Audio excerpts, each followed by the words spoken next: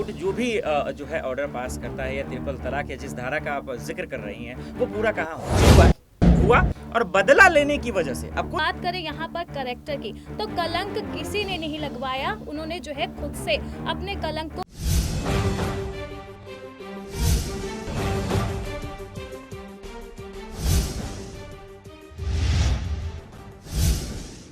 नमस्कार, आप देख रहे हैं नेक्स्ट 9 लाइव। मैं हूं आपके साथ अंकिता मिश्रा। लगातार विवादों में इस वक्त ज्योति मौर्य का केस है। एसडीएम ज्योति मौर्य जो कि अपने पति के साथ बेवफाई करके सोशल मीडिया पर काफ़ी ज़्यादा ट्रेंड कर रही हैं। ज्योति मौर्य पर लगातार जो विवाद है गहराता जा रहा है। कहा जा रहा है कि ज्योति मौर्य को सज़ा मिलनी चाहिए, कोई कह रहा है कि आलोक मौर्य को सज़ा मिलनी चाहिए, क्योंकि आलोक मौर्य ने ज्योति मौर्य की कई ऐसी चीज़ें हैं जिसे वायरल किया जो कि नहीं करनी चाहिए थी। तमाम बातें हैं, लोग कोई ज्योति मौर्य के साथ है, कई लोग आलोक मौर्य के साथ है, और दोनों के बीच में जो विवाद है वो अब कोर्ट तक पहुंच गया है। कोर्ट में फैसला होगा कि आखिर बच्चों की कस्टडी किसके पास जाएगी। कोर्ट में फैसला होगा कि ज्योति मौर्य ने जो रकमों की वसूली की है, यानी कि जो उन्होंने अगर किसी से पैसे लिए होंगे, उस तरीके की तरीके का जो अगर अपराध है वो अगर सामने आता है तो उस पर पूरा जो ये मामला है वो चला जाएगा। लेकिन यहाँ पर बेवफाई का क्या, यहाँ पर जो एक्स्ट्रा मैरिटल अफेयर की बात आ रही है उसका क्या, क्योंकि मुद्दा जो है वो एक्स्ट्रा मैरिटल अफेयर पर ही आधारित था।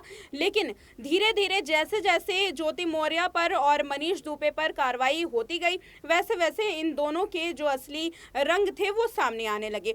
फिलहाल सोशल मीडिया पर आप भी एक्टिव हैं, देखते होंगे कि किस तरीके की जो बातें हैं वो सामने आ रही हैं, चाहे वो ऑडियो से रिलेटेड हो या फिर इन दोनों के संबंध से रिलेटेड हो। लेकिन अभी बहुत सी ऐसी चीज़ें हैं, बहुत से ऐसे दावे हैं जो बाकी हैं, सबूत बाकी हैं, और कोर्ट में फैसला भी बाकी है। लेकिन आज का जो मुद्दा है वो इसी पर आधारित है कि अगर ज्योति मौर्य का ये पूरा मामला कोर्ट में जाता है, कोर्ट में सुनवाई होती है, तो क्या बेवफाई पर सज़ा मिलेगी, क्या बेवफाई पर ज्योति मौर्य को जेल होगी, जुर्माना लगेगा।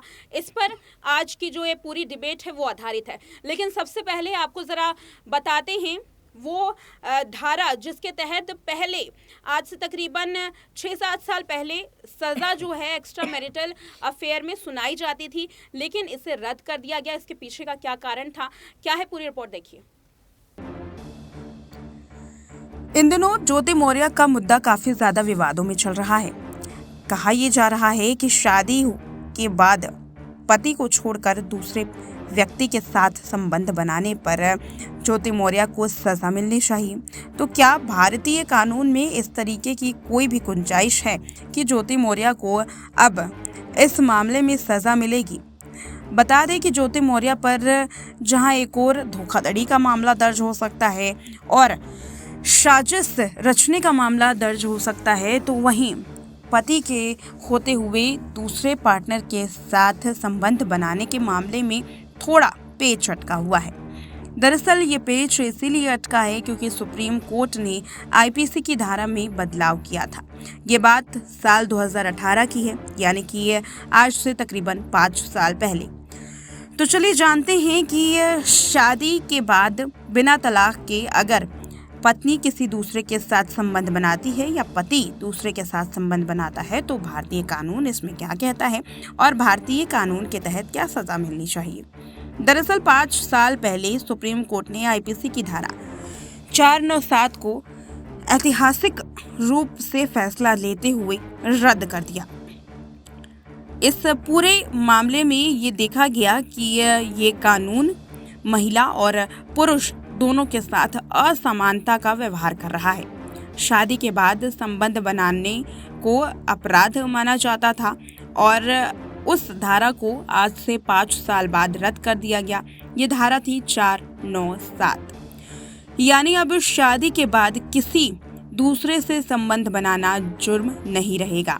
कोर्ट ने कहा कि व्यभिचार यानी विवाह के बाद किसी दूसरे पुरुष के साथ संबंध बनाना गलत नहीं है।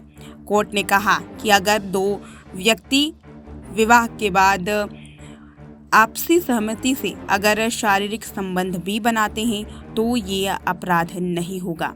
बता दें कि इस धारा के तहत अब तक संबंध बनाने वाले पुरुष को सजा मिलती थी, वहीं महिला इसमें दोषी नहीं मानी जाती थी।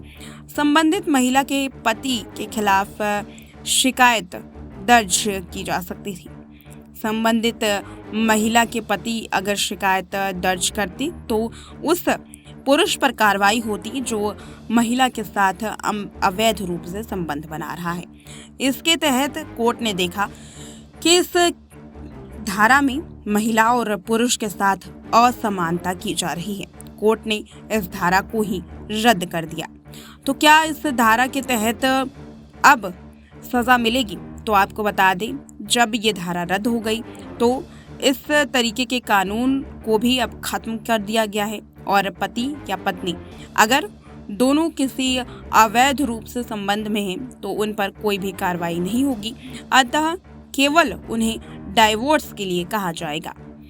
इस बदलाव के बाद अब कोई भी पार्टनर किसी दूसरे के साथ संबंध बना सकता है तो दूसरा पार्टनर उससे तलाक ले सकता है। अब ये तलाक का एक बड़ा आधार हो गया है। सुप्रीम कोर्ट ने इस मामले को पूरे तरीके से जहां निरस्त कर दिया तो वहीं 150 साल पुराने कानून को खत्म किया। मौजूदा समय में इसकी कोई भी प्रासंगिक नहीं है। यदि कोई रिलेशन में है तो उसे तलाक लेना चाहिए। औरत भी स्वतंत्र निर्णय ले सकती है। अगर किसी की शादीशुदा जिंदगी खराब चल रही है तो वो तलाक ले सकता है। शादी के बाद संबंधों के मामले में रिपोर्ट बहुत कम आती है क्योंकि इसमें परिवार की इज्जत, समाज, मान सम्मान देखा जाता है। इसीलिए बहुत सारे लोग शादी के बाद अगर किसी वर या वधू का अवैध संबंध है तो उसे दर्ज ही नहीं करवाते। परिवार की इज्जत हो या समाज के सामने बेइज्जती, इसीलिए इस मुद्दे को लुक छुप कर रखा जाता है।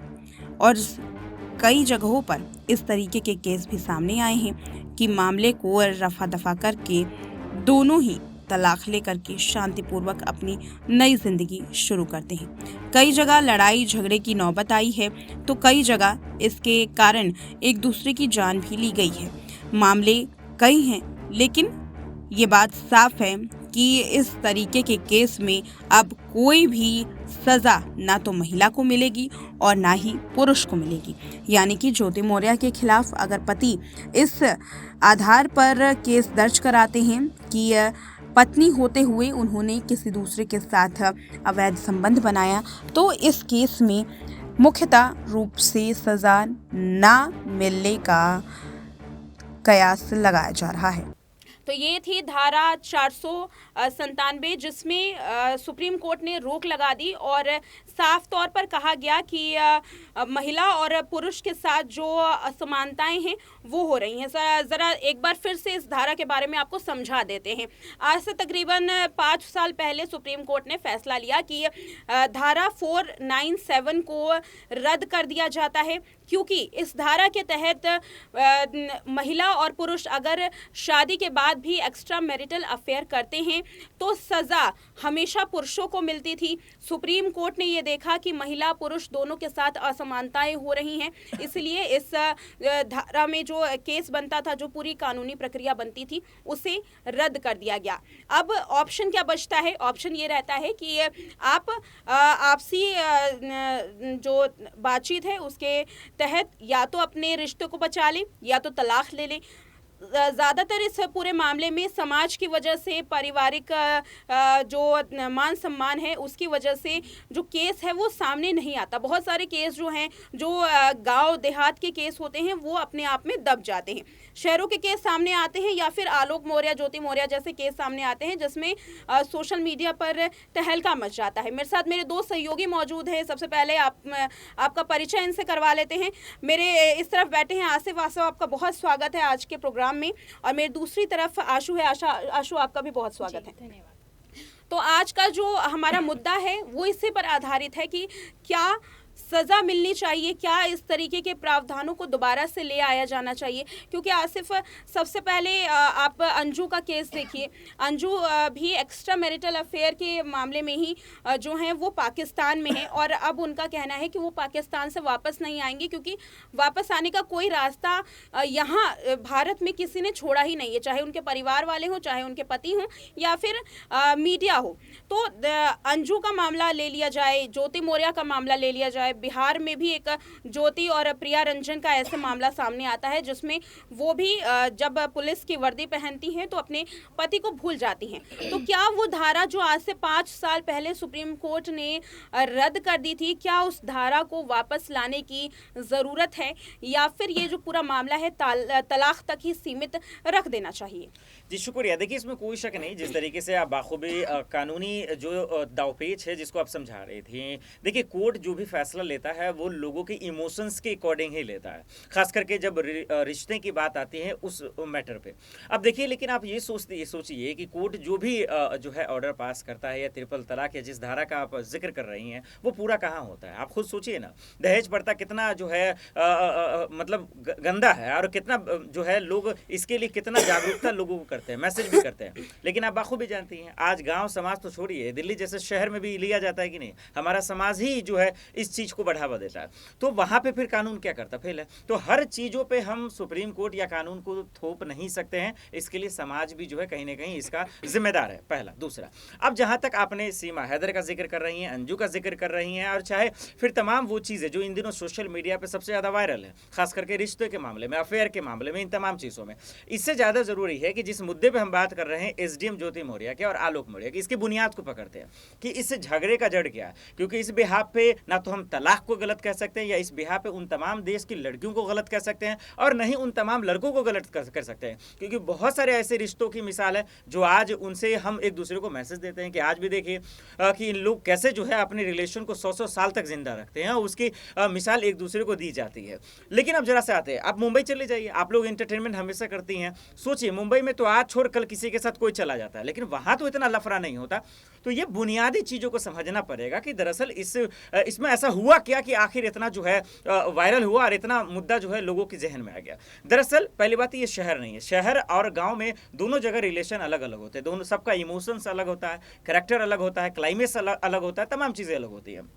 ज्योति मौर्य वाले मामले में क्या हुआ कि दरअसल देखिए, ये जितना भी भले एक दूसरे पे इल्जाम लगा ले, आरोप लगा लें कि भाई वो दहेज प्रथा के तहत मुझे आरोप लगा रहा था, प्रताड़ित कर रहा था, परेशान कर रहा था, टॉर्चर कर रहा था, तमाम चीजें, वो तमाम चीजें अभी तो हो जाएगा। देखिए, जिस दिन झगड़ा होता है चीजें उसी दिन निकलती हैं। फिर उसके बाद आलोक मौर्य की बातों को देखे, भले वो रो रहा है बेचारा, भिलक रहा है, तमाम चीजें, ये जरूरी नहीं कि वही सही है। मसले का जरिया यहाँ है कि एसडीएम ज्योति मौर्य जब वो कामयाब हुई, जब वो कामयाबी की तमाम चीजें जो है अपने पास वो जब प्राप्त कर ली, तब उन्हें यह एहसास हो गया। वैसे भी देखिए, ईगो, अहंकार रिश्तों को हमेशा बर्बाद करता है, और शक तो वैसे भी बर्बाद करता है। इस चीजों में यही है। मुझे लगता है इन दोनों के झगड़े की जो बुनियाद है वो दरअसल है शक और अहंकार। अहंकार आया जिसकी वजह से अब एसडीएम ज्योति मौर्य जी को लगा कि भाई आलोक मौर्य साहब तो गरीब हैं, लेकिन वो गरीब तब नहीं दिख रहा था जब वो कर्ज लेकर उन्हीं को पढ़ा रहा था। वो गरीब उनको तब नहीं दिख रहा था जब वो बेचारा अपने खून पसीने की कमाई से उनको पढ़ा रहा था। तो यही होता है कि चीजें कब कहां बदल जाती हैं, हालात कब बिगड़ जाता है, सिचुएशन कब बदलता है, लोगों को नहीं। तो इस मसले के मद्देनजर किसी दूसरे को देखना मुझे लगता है गलत होगा। लड़के के मद्देनजर दूसरे को देखना गलत होगा। इन लोगों की आपसी रंजिश क्या रही होगी, बातचीत क्या रहा होगा, मुझे लग रहा है ईगो फैक्टर की वजह से ये चीज हुआ और बदला लेने की वजह से। अब कोई भी बदला लेना ही चाहता। आज देखिए, 24 घंटे में दिल्ली में 2 मर्डर हुआ। अब कौन इसका जो है जवाब देगा? तो मुझे लगता है कि इस मामले में एसडीएम ज्योति मौर्य की गलती सिर्फ ये है, जो कानून प्रक्रिया बता रही थी। आखिर में मैं ये बता दूं कि ये कोई गलत नहीं है। आप आलोक मौर्य के साथ नहीं रहना चाहते, आप किसी के साथ भी रहिए, मनीष दुबे किसी के साथ रहिए, लेकिन आपने गलती ये किया कि उसी को कानूनी के तहत करना चाहिए। क्योंकि आप तो कानून की जानकार थी, आप तो संवैधानिक पद पे थी। आप कोर्ट में जाती, कोर्ट में जाकर जो कानूनी प्रक्रिया उसके तहत आप तलाक देते, फिर मनीष दुबे के साथ रहते, कोई बुराई नहीं था। लेकिन आप चोरी छुपे से जो कर रही थी, जो होटल में अय्याशी कर रही थी, ये थोड़ा इसलिए गलत हो कि लाजमी है किसी भी शौहर को, पति को बुरा लगेगा। जो खून पसीने से आपको बनाया, आप उसके साथ धोखा करेंगे तो बुरा लगेगा। जी बिल्कुल, और सवाल भी तो यही है ना, इसी